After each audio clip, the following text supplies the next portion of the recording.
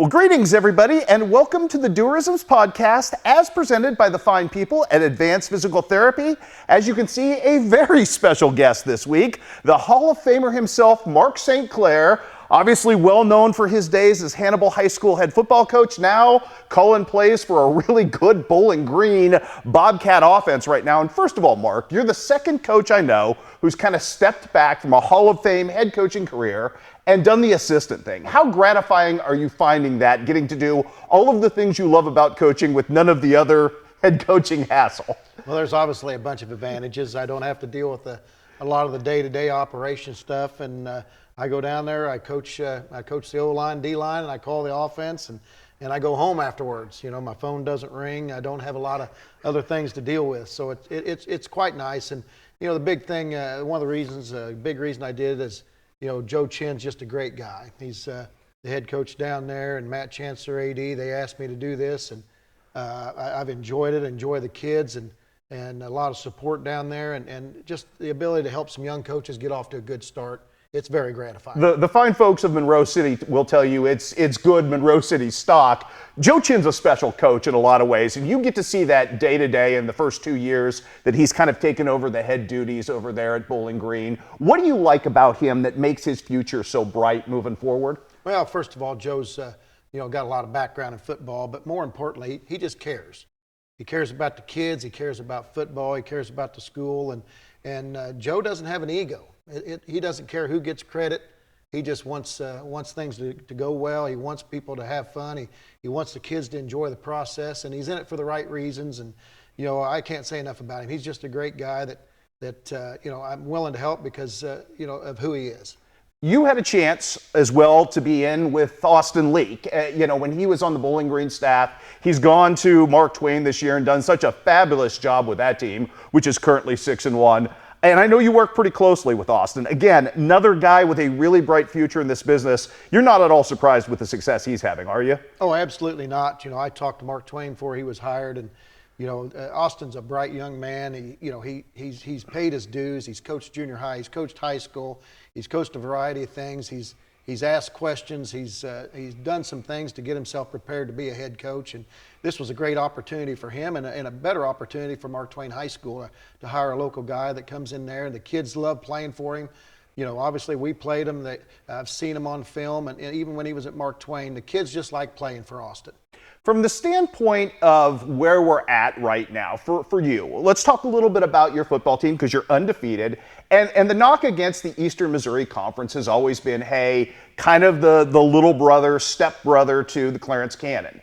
You've got a team now that's kind of amplified that physicality that is more traditional of a team that's playing like a powerhouse. What had to switch there? What changed in that, Mark, to get this team kind of where it is now? Because you're a different level than a lot of the great emo teams have been before. Well, we just went in there with the attitude, and Joe set me free with the O-line and the offense, and we just decided we were going to run the ball, and we were going to run the option, and we were going to be physical. And you know, Joe kind of sets the stage for that because he was a physical player, and he's the type of coach that gets effort out of kids, and he wants to give that image that we're going to be physical, that we're going to run the ball, that we're going to play in-your-face defense. And I think it starts with Joe, and then he's allowed us to do some things as assistant coaches to make that happen. And the kids are the most important part of that key is that they've taken to it. When I went in and told them what I wanted to do, they were all for it, and it's worked out well. And they've developed that type of attitude that we can run the ball, we can play physical defense, and that's how we'll win football games. You don't seem to be anybody in tri-state football this year unless you have a transformational type quarterback, and there are a bunch of really good ones out there. You've got one in Dylan Dalton who's an underclassman, but he's a kid who runs like a fullback with a fullback mentality when he decides to go, and he seems to analyze really well. What is there an outlier asset to Dylan that has made him so successful thus far, very early in his quarterbacking career? Well, I think he transformed, from a shotgun quarterback to under center. So he's seen a lot of things, and he really enjoys what we're doing now. But more importantly, it's just who he is. You know, he's a competitor. This is a kid that works hard every day. He shows up every day. And like you said, he's got the mentality of a fullback. He'd just soon run through somebody as run around him, and he throws the ball well, and he's becoming a good leader. The best thing about him is, when the game needs a good play, he wants the ball in his hands. And he's the type of kid that takes credit once in a while, but mostly gives it to the other kids. And more importantly, if something goes wrong, he puts the blame on himself. Seems like a pretty smart and fun group of kids just in total to be around this year. That's got to make it fun for you. Oh, it has been fun. This group of kids, they've done everything we've asked them to do. They show up, they work, and I think they've enjoyed the process and the transformation we've made from a couple of years ago to what we're doing right now. And it's just fun to be around them. And obviously when you're winning, it makes things more fun. But I've told them before, the process is the most important part for me. And I've enjoyed the way they've accepted what we're teaching and what we're trying to do. You know process as well as anybody because you've been through a bunch of them, and you actually had the chance to take a team, albeit facing that monster that was Webb City that year, onto the big turf. What'd you learn from that experience at State, Mark, that kind of made you a better coach? Because I don't think anybody's the same coach once they've been on that stage. It's a different kind of game, isn't it? Oh, it's a different game. It's obviously a different level. And Webb City, they were a beast. They kind of showed and have shown over the last however many years, 24 years, 13 state titles, something like that. So you're talking about a team that's done a lot of great things. And when you face a team like that and you see the little things that they do well, the little things that make Webb City, and I talk to Coach Roderick down at Webb City all the time. Twice last week I was on the phone with him, and there's just a process, and that's the most important part. Understanding that everything matters, and it's the devil's in the details. You're pretty fortunate in your friends in this business, and I know for you that's a big part of this.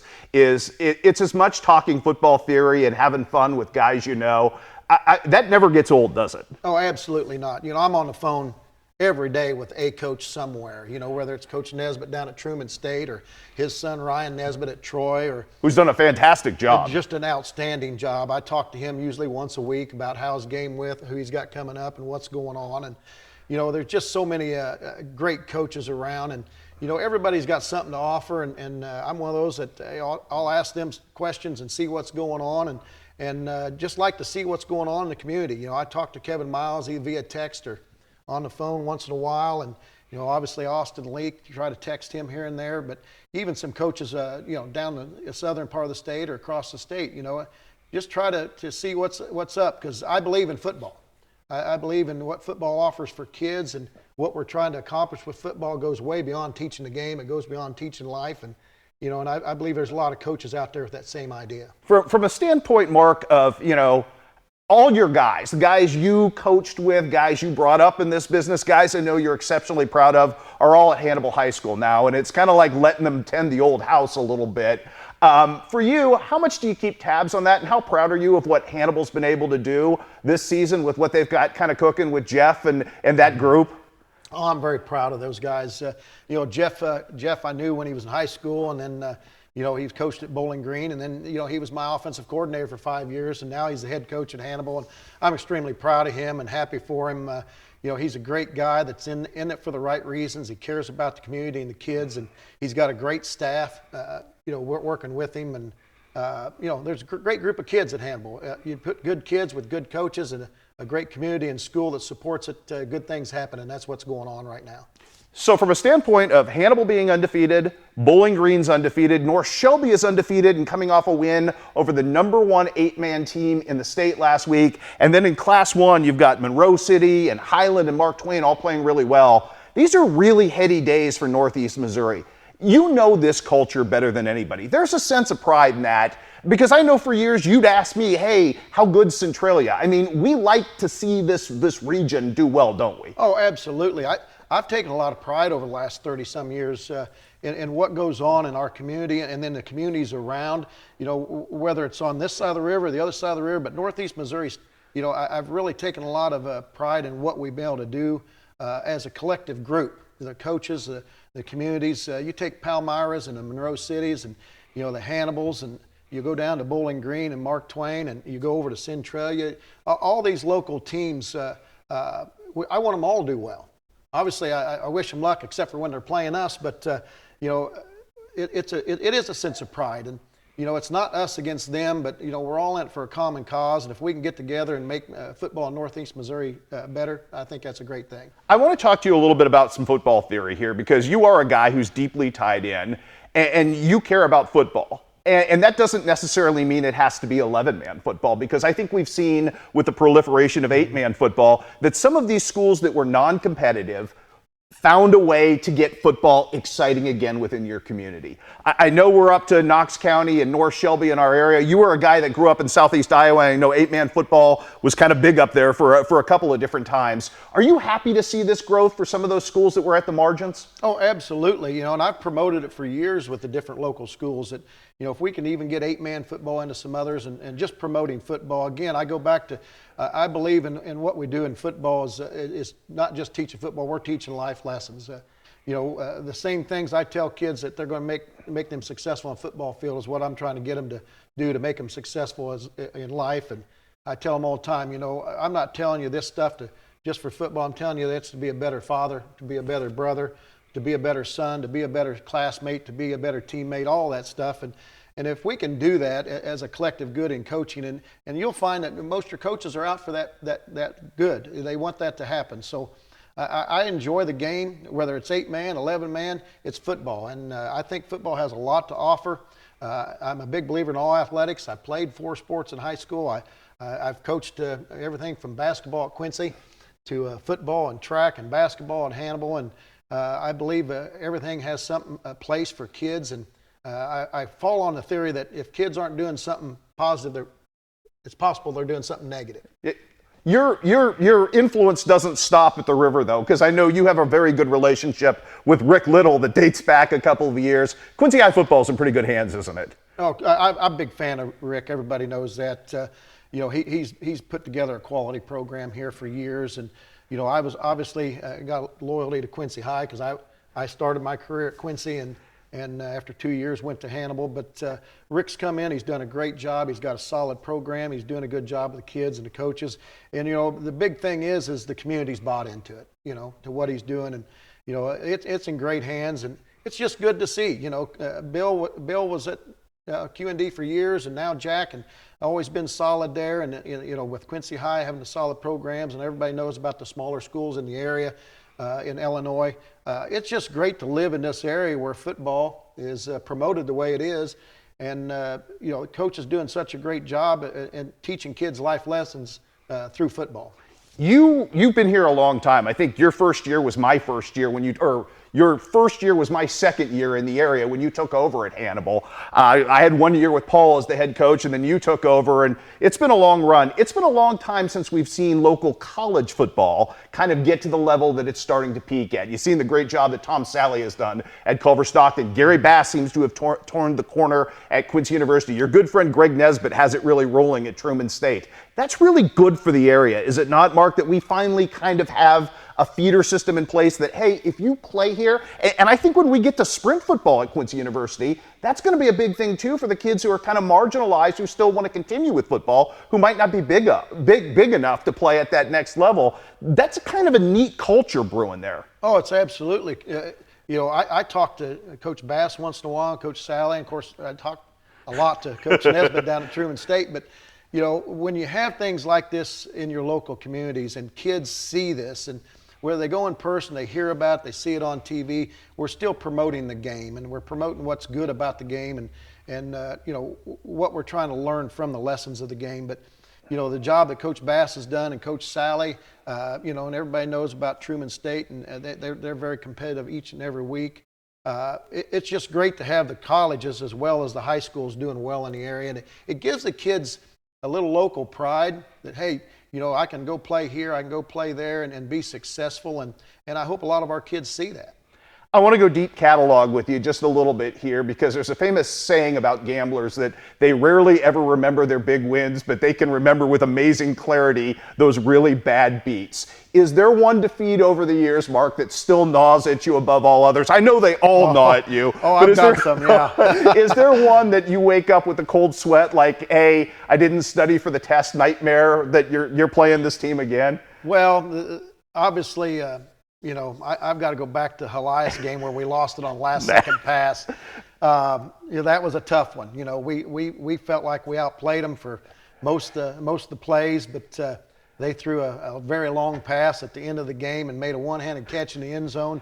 They end up in the state championship game, and we're not. So I've had a couple of those. Did you have any deja vu with that last year with Centralia Bowling Green? Oh, absolutely. I told people that. I said, oh, my, we dominated the game, we thought, and then they throw a pass, and the two of our guys, go up, and it goes between their hands, and the guy catches the ball with a one hand over his head. But, that's the great thing about football. You've got to play every second of the game, and you take your losses with the wins, and, we talk about winning with class and losing with class, but yeah, I've had some that stand out. And obviously, you're always going to remember like state championship against Webb City. But, we got beat by a team that was probably better than us and beat by a team that was very classy in what they did. And I'm good friends with Coach Roderick, and, he's still running a great program down there. And, the other one that kind of sticks out is down at Kearney. Okay, yeah. Down there in 2017, we drive down for a last second, and then, but things didn't work out. But you got to give credit, and you got to look back, and you got to say, well, we did what we could, and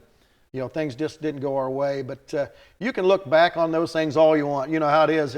And I look back, and I'm my worst critic. I look at this call or this thing that I did or whatever, and what we can do. But we all make decisions. We all do things, and the most important part is we learn from it, and the kids got a positive experience from it, and they can take that and be proud of what they did. Last one for you, and it's kind of salient this week because social media has become sort of a double-edged sword, and anybody can criticize anybody where they want. Coaching's a really hard job, and I'm not sure people understand that this isn't the NFL or college. You don't get to shape your rosters, and it's more than just did you make the right play call on third down. It's, hey, can you get a group of 15 to 18-year-old kids on the same page, which is no easy shakes. I know we worry about the future of coaching. Do you think social media and people being able to have a voice and criticizing everything that coaches do is depressing the number of people who want to go into this business? Oh, I don't think there's any question it makes coaching tougher.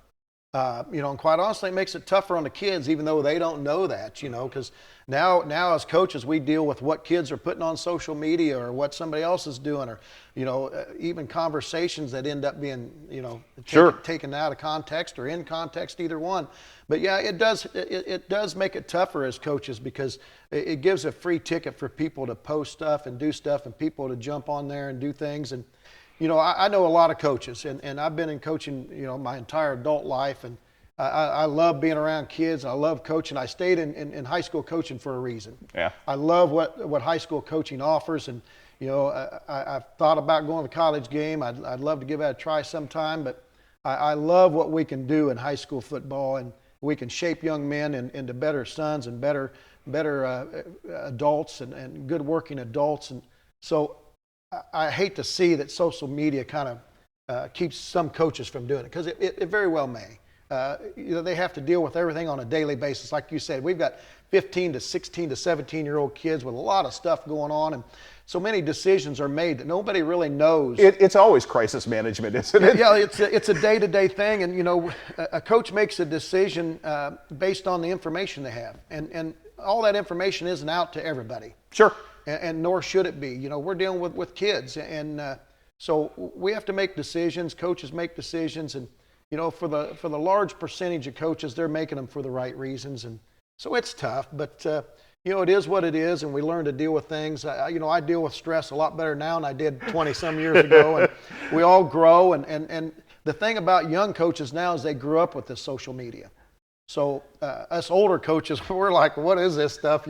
I don't know much about it, but the young coaches grow up with it, so I think they're a little more used to it than those of us been around a long time. Well, I'm going to go outside of the purview here and say thank you for all you've done for this community over the years. You have been a steward, not just to football, but to young people in Hannibal and beyond for a long time, whether it was, coaching or officiating or, just showing up at the school musical, because I know that was something that you guys always did. So, super proud of what you've been able to accomplish. You're a really good man, Mark St. Clair, and we thank you for joining us for the podcast. Come back and do this again with me. Yeah, I enjoyed it. I appreciate it, and appreciate all the coverage for all the local sports. And, you know, it's been fun. It's been a great ride. Well, it has been, and best of luck to your Bobcats, because I think they're going to be in the pool a long, long time. This has been the Duerrisms podcast. Again, our thank you to Advanced Physical Therapy, our thank you to Mark St. Clair, and we'll be right back here with you next Thursday.